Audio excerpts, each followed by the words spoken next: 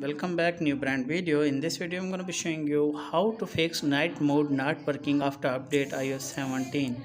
Let's start video without wasting time. First of all, open your setting and from here click on general, click on this, and from here what you need to do it, click on software update, and from here what you need to do it, update your iPhone and iPad. After update your iPhone and iPad, go back your home screen and open your setting, and from here scroll down and click on standby mode.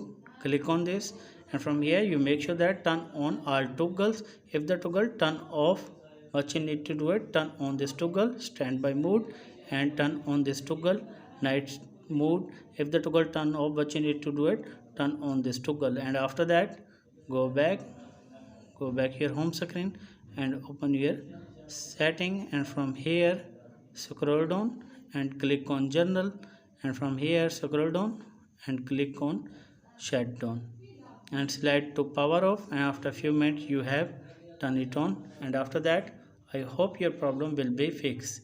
If this is helpful, then like and subscribe my channel. If you have any problem, share with me in the comments box. I will help you more. Thanks for watching.